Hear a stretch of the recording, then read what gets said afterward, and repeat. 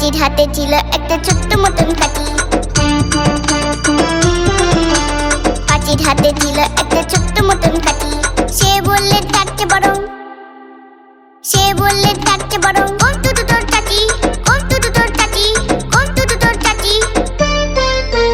যেই না গেল গোফ ছাড়তে সেই বরং মৌমাছি। যেই না গেল গোফ ছাড়তে সেই বরং মৌমাছি।